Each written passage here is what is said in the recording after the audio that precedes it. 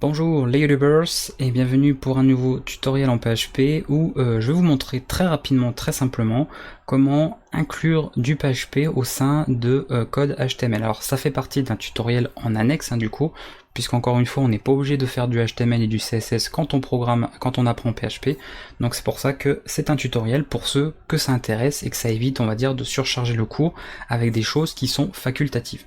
Donc on va voir une méthode telle que ça pouvait, telle que ça se fait même d'ailleurs, on peut le voir encore d'ailleurs sur certains tutos, sur certaines plateformes qui montrent cette méthode là pour diffuser, en tout cas, mettre du code PHP au sein de balises HTML, et après on passera bien évidemment sur la bonne méthode et vous allez très vite comprendre pourquoi il faut utiliser la méthode adéquate et pas l'ancienne.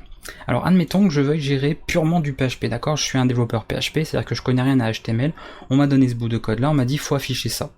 Je sais comment afficher en PHP, j'ai une petite instruction echo qui me permet de le faire. Donc je vais faire ça, tout simplement, et je vais faire un echo de tout ça. Ok, voilà. Si je vais sur mon navigateur, on actualise, j'affiche le code source, on voit que, vous voyez, comme ça s'est affiché sur la sortie du navigateur, il a été capable d'interpréter le HTML comme un grand. Sinon il nous aurait affiché tous ces trucs là, on aurait vu le doctype, HTML, etc. Alors qu'il a bien juste affiché notre paragraphe, donc ça fonctionne tel qu'on l'entendait. Évidemment, vous vous rendez compte, je pense, très rapidement, imaginez un code HTML assez long, c'est pas propre du tout se met en plus comme étant une chaîne, donc tout prend la même couleur, on n'arrive à rien distinguer, c'est le bazar. Pire encore, si on veut commencer à utiliser des variables dans ce code HTML, par exemple une variable qui permettrait de définir notre titre, on aurait des choses de ce genre. Par exemple, j'ai un title, alors,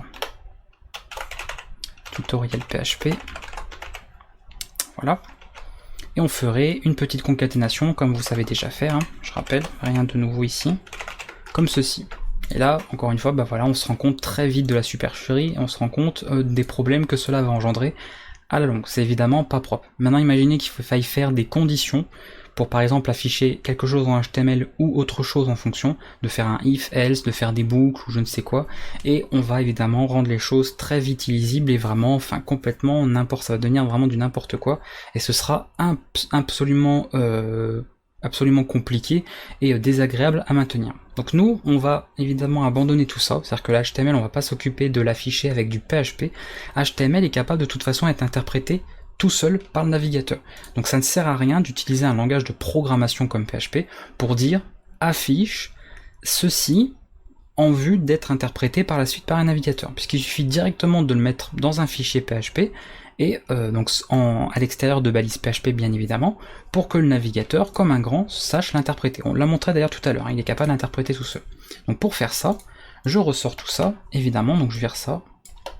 Pour le moment je vais mettre tutoriel ici, de mon code PHP. Donc oui, dans un fichier PHP, je peux écrire juste du HTML, et regardez, j'actualise, miracle évidemment, tout fonctionne sans problème. Je vais sur le code source, pas de problème.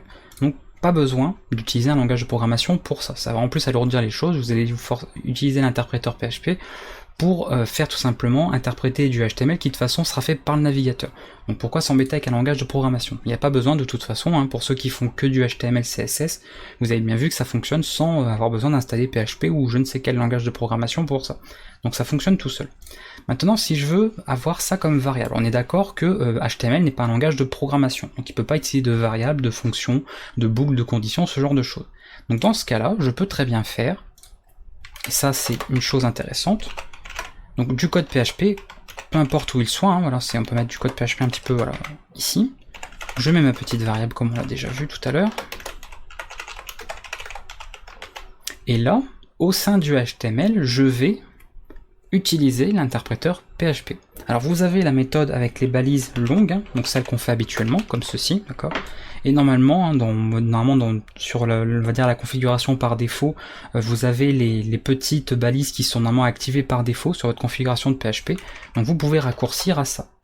À quoi ça correspond cette syntaxe? Eh bien ça revient à faire tout simplement un echo. Donc si vous écrivez ça, je vais vous montrer en commentaire PHP ici, si vous écrivez ça, on va mettre par exemple pour title, d'accord, dans du HTML, ça revient à faire ça. Ou même avec un point virgule, vous pouvez très bien mettre un point virgule si vous voulez, peu importe. Donc ça c'est la méthode avec les balises longues, mais comme je vous l'ai dit, normalement dans une configuration PHP, sauf exception, mais ce sera assez bizarre, logiquement cette syntaxe fonctionne également, il suffit juste de mettre un égal pour dire en fait je fais un écho.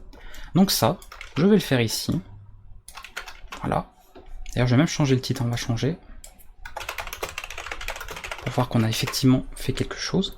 J'actualise ma page web et vous voyez qu'en haut là sur l'onglet, c'est bien le nouveau titre qui s'affiche, donc pas de problème à ce niveau là.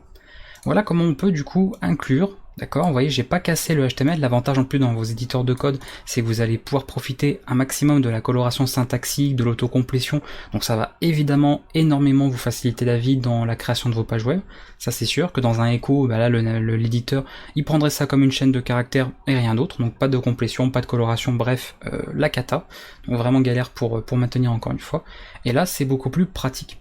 Alors évidemment on va pas se charger juste de faire des échos de variables, parce que sinon on sera quand même assez vite limité, hein. Ou alors si on s'amuse à faire ceci, c'est pareil, ce serait quand même, vous voyez ça affiche bien du OK, évidemment c'est comme un écho, hein, je rappelle, donc ça fonctionne évidemment en mettant du texte en dur, donc si on avait que ça, ce serait assez limité. Là où ça va être intéressant, c'est qu'on va pouvoir faire des instructions également au niveau du HTML, pour par exemple faire des conditions, des boucles, et même carrément plus tard d'autres boucles de parcours. Vous savez la fameuse boucle for each qui permet de parcourir un tableau comme on l'a vu dans la séance sur les tableaux. Donc comment faire ça? Eh bien aussi simplement que ce que j'ai fait ici. C'est-à-dire plutôt que de faire ce genre de choses, par exemple, on va créer une variable ici, number. Je prends toujours l'exemple number parce que c'est très parlant, très simple, hein. Pourquoi faire des exemples compliqués quand on enseigne alors qu'on peut l'expliquer très simplement, sans se prendre la tête. Et en temps normal, on aurait bien été tenté de faire ça. Vous allez voir que ça va devenir très galère. Alors, on peut faire ce genre de choses, de se dire if number égale 10, on fait OK, et else, pas OK, d'accord, ce genre de choses. Ça fonctionne, d'accord, j'ai bien ouvert du PHP au sein de HTML, donc si on fait ça, pas de problème. Maintenant, si mon OK ou mon pas OK, là, je veux le mettre dans du HTML, et bien on va se retrouver au même problème, c'est-à-dire qu'on va commencer à faire ça. Et vous comprenez tout de suite le problème qu'il y a, bah, c'est qu'on se retrouve encore une fois à mettre du HTML dans des échos, c'est-à-dire dans des chaînes de caractères. Mais à partir du moment où vous êtes obligé de faire ça, c'est casse-pied, pas de coloration encore une fois, pas de complétion, bref, vraiment compliqué. Pourtant, c'est vrai qu'au niveau du code, on voit que ça fonctionne, donc c'est pas que ça ne fonctionne pas, c'est juste que c'est absolument plus à faire pour des raisons pratiques. Parce qu'on mélange encore une fois toutes les choses alors qu'il est bien de séparer le HTML du PHP et d'utiliser voilà, un fonctionnement beaucoup plus simple que ça. Pire encore, on pourrait, et là vous avez ça encore pire, c'est-à-dire qu'on pourrait par exemple faire ça, et ça on le voyait aussi à l'époque, c'est-à-dire qu'on faisait ça, on arrêtait la balise PHP, d'accord, on mettait du HTML, attention là ça pique un petit peu, on rouvrait notre balise PHP pour terminer l'accolade fermante, d'accord, ensuite on fait ça, accolade, on referme PHP, on remet du HTML, alors ça existe, hein. Ça pourrait sembler complètement fou, mais il y a des gens qui font du PHP encore comme ça, avec du HTML, j'ai peut-être même fait des erreurs d'ailleurs, j'ai pas oublié quelque chose, parce que c'est tellement bizarre comme syntaxe, je dis non c'est bon. Donc en gros, voilà, c'est ça. C'est-à-dire que on ouvre du PHP dès qu'on a besoin de mettre du PHP, et dès qu'on veut du HTML, on ferme PHP. Vous avez vu les mélanges que ça fait, hein. On n'arrête pas de faire ça, ouvrir, fermer, c'est-à-dire que ça, c'est une partie de PHP, ça c'est du HTML, ça c'est une autre partie de PHP, ça c'est du HTML, enfin bref, on alterne entre les deux et c'est évidemment pas propre du tout.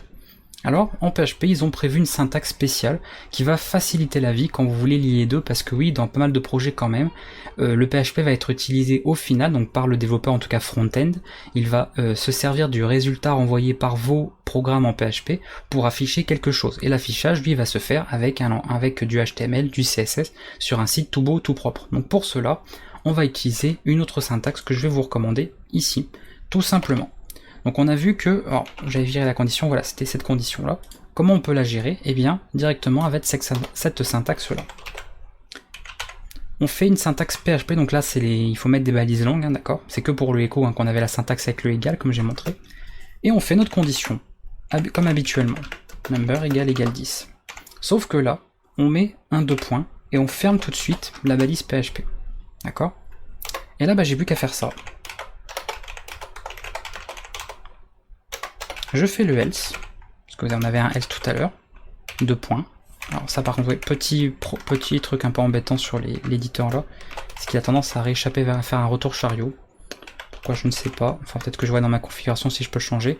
Et par contre, comme on mélange, vous voyez les deux, là on est un peu différent que du PHP, on est obligé en fait de dire la fin de la condition. Donc si vous avez un if, il faut terminer par un endif, point virgule. Si vous faites un for, il faudra faire un end for. Si vous faites un while, il y aura un end while. Si vous faites un for each, il y aura un end for each. Donc il faudra tout le temps terminer en fait comme ça, et un point virgule à la fin. Et du coup, voilà. Et là déjà, au niveau lisibilité, c'est beaucoup plus clair. On ne mélange pas les deux. Vous voyez que là le HTML il tient sur le PHP tient sur une ligne. HTML, PHP, donc ça alterne évidemment, on est bien obligé. Mais par contre, c'est beaucoup plus pratique. Gros avantage que ça peut avoir quand on travaille par exemple en entreprise avec un groupe, etc., c'est que, en général, je vous l'avais dit, on sépare les postes. C'est-à-dire qu'il va y avoir un développeur par exemple spécialiste PHP, un développeur HTML. C'est-à-dire que le développeur PHP, il n'est pas censé connaître HTML, et le mec qui fait du HTML, c'est pas à lui de commencer à programmer des scripts en PHP. Sinon on mélange leur travail, ça va pas. En revanche, quelqu'un, le gars, donc l'intégrateur, hein, c'est-à-dire celui qui fait du HTML, CSS, qui a besoin de manipuler des données en PHP, s'il a besoin de faire des conditions, et vous voyez qu'à l'affichage ici on en a besoin, il aura juste à apprendre ces syntaxes-là. Donc il apprendra un peu de PHP, mais vraiment minimaliste. Et on retrouve ce système-là pour ceux qui connaissent notamment les systèmes de template, c'est ce qui permet de faire tout un gabarit pour votre site et le réutiliser sur plusieurs pages. Donc souvent les systèmes de template maintenant utilisent ce type de notation ou une autre. Hein. Il y a la notation avec des pourcents également, qui est une notation dite ASP, donc un autre langage, qui permet pour quelqu'un qui ne fait pas de programmation, comme l'intégrateur HTML, CSS, eh bien d'utiliser des conditions, de faire des boucles, alors que dans un langage comme HTML ça n'existe pas. Donc il aura juste à apprendre, on lui dira voilà, il faut faire une condition comme ça, il faut faire une boucle comme je vais vous le montrer après, et une fois qu'il sait faire là ça, l'intégrateur, eh bien il peut utiliser toutes ces manipulations là dans son HTML sans jamais devoir programmer en PHP véritablement. Voilà, parce que ça vous voyez que c'est quand même différent la syntaxe par rapport à du PHP. Même si on retrouve les opérateurs, l'utilisation de variables, mais ça c'est quand même minimaliste et c'est des choses très simples à comprendre même pour un intégrateur qui n'est pas spécialisé dans un langage de programmation. Donc voilà l'exemple pour une condition. Si on veut faire une boucle, très simple aussi, on fait ça, par exemple while number plus petit que 20, ok, comme ça, voilà. On fera afficher un texte, j'affiche une ligne, donc on va l'afficher évidemment plusieurs fois. On peut évidemment rajouter du PHP pour faire notre incrémentation. Donc là, on a un cas un peu particulier où on a une incrémentation qui se fait, d'accord. Et voilà. Et puis après, tout simplement, on peut terminer comme ça en faisant genre un end while, point virgule, comme je vous l'avais dit, comme ceci, d'accord. Alors bon, dans l'idée, on va pas utiliser un while pour faire ça, parce que vous savez que c'est pas propre. On va plutôt faire un for. Donc faire un for. Alors number, il est déjà défini. Tant que number petit que 20, number plus, on fait la même chose et là on finit avec un end for. Alors j'ai un peu vite mais j'ai juste remplacé while par for en fait. Donc ça vous connaissez les syntaxes, hein. Ça c'est exactement la syntaxe en PHP, etc. La seule différence avec cette notation c'est qu'on a toujours, comme je vous l'ai dit, une fermeture des conditions, des boucles, etc. D'accord. Donc on peut faire un if, else if, etc. On aura toujours un end if, un end for, un end while et un end for each. Pareil, si on a un tableau, si on fait un tab de quelque chose, de données, qu'on met plusieurs données à l'intérieur, donc je vais pas le montrer ici pour alourdir, et on fera tout simplement for each element, d'accord, tab as element, comme ceci, et on fera un end for each, d'accord. Et ici, on pourra afficher l'élément. Si je l'affiche dans un paragraphe, il n'y aura plus qu'à faire un écho avec cette syntaxe. En faisant ça. Voilà. Plutôt pratique. Hein. Alors je vais le montrer du coup, parce que sinon on aurait des choses un peu... Voilà. Un tableau comme ça. Voilà. C'est mis dans des paragraphes. Si on regarde le code source, vous voyez, il l'a mis à chaque fois. Donc on a fait une boucle dans du HTML grâce à PHP. Parce qu'encore une fois, il nous faut un langage de programmation pour faire ça. En 3 lignes. Hein. 3 lignes pour faire une boucle sur un tableau. Et encore une fois, vous voyez que c'est quand même différent du PHP, même s'il y a des petites similitudes. Mais l'avantage, c'est qu'un intégrateur, s'il doit manipuler du PHP dans ses pages ou des résultats, qui ont été renvoyés par un langage de programmation, souvent par exemple une liste de news, une liste d'utilisateurs, des trucs comme ça, ce qu'il faut bien qu'il manipule des données pour les afficher, et bien il aura éventuellement à apprendre, suivre cette vidéo, il aura juste à apprendre ces petites syntaxes là, pour les différentes structures et l'affichage de variables PHP dans son HTML, et c'est tout. Il n'aura pas besoin de commencer à apprendre tout PHP pour pouvoir l'utiliser en HTML, parce qu'encore une fois, c'est pas son rôle. Voilà, dans la réalité, un intégrateur web, il n'est pas développeur web. C'est deux métiers différents. Si vous faites les deux, logiquement, vous devez avoir un double salaire, ou en tout cas être mieux payé que ce que vous êtes payé présentement, parce que vous faites le boulot de deux personnes. Hein. Donc pour ceux qui se retrouvent dans cette situation, n'hésitez pas à demander une augmentation à votre patron. En tout cas, voilà comment que les choses se passent, et vous voyez que c'est très simple. Ok. Donc je vais remontrer rapidement en commentaire pour que vous puissiez prendre des notes, parce que je sais que vous adorez prendre des notes à chaque fois sur ce que je vous montre. Donc on a, je rappelle, le if, d'accord. On peut avoir le else if, hein, évidemment. Ceci, on va avoir du coup le end if. Donc on termine ici, pas de parenthèse avec un point virgule. On va avoir le for, pareil, deux points, le end for, point virgule. On va avoir le while, le end while, point virgule, le for each, et le end for each. Et pour les variables, c'est tout simplement le nom de la variable en fait. Hein. Voilà. Simplement, mais en mettant comme ceci, avec des égales au minimum, sinon vous écrivez les balises complètes avec PHP, hein, comme on fait ici. Si vous avez peur que ça ne marche pas, vous mettez ça et echo, d'accord. Vous faites, si vous voulez être sûr que ça marche à tous les coups, vous faites ça. Et là, vous êtes sûr que ça marchera partout, sur toutes les configurations, sans problème. Pas de mauvaise surprise. Voilà. C'est un peu plus long à écrire, mais au moins vous êtes vraiment sûr à 100% que ça fonctionnera. Celle-là, normalement, elle fonctionne aussi. Donc testez, mais logiquement, il n'y a pas de raison qu'elle ne fonctionne pas sur votre configuration, et même sur les hébergeurs que vous utilisez sur Internet, hein, que ce soit du OVH, du One-and-One, du Netissim, etc. Il n'y a aucune raison que ça ne fonctionne pas. Voilà, donc c'est tout ce qu'il y a à connaître. Donc pas grand-chose, hein, vous voyez, c'est vraiment très court. Et une fois qu'on connaît ça, eh bien on est capable comme ça d'intégrer de mettre du PHP dans du HTML, c'est-à-dire de faire des manipulations PHP, donc des conditions, des boucles, etc.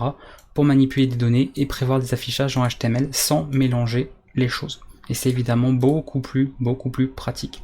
Voilà, n'oubliez pas de toujours garder le HTML en dehors de PHP, parce qu'il n'a pas besoin d'un langage de programmation pour être interprété par votre navigateur, il le fait tout seul comme un grand. Et dès qu'il y a besoin de manipuler de la programmation, de manipuler des données, des variables, de faire des boucles, des conditions, chose que HTML pour le coup ne sait pas faire, à ce moment-là, on a une syntaxe toute prévue pour gérer ça dans HTML, sans devoir mettre un écho de tout ça, hein, comme je vous l'ai montré en début de vidéo, ce qui serait évidemment pas propre. Voilà, j'espère que ça a été suffisamment clair, suffisamment utile. C'était pas un tuto très long, hein, c'était quand même assez court et assez rapide à vous montrer. Donc n'hésitez pas à utiliser ça, ce n'est pas obligatoire, c'est pour ça qu'encore une fois c'est un tuto, c'est une annexe au cours de PHP, donc vous pouvez très bien utiliser ça comme ne jamais l'utiliser. Donc c'est libre à vous, si vous en avez un jour l'utilité, eh bien j'ai fait une vidéo là-dessus et ça pourra grandement vous servir dans votre développement en PHP.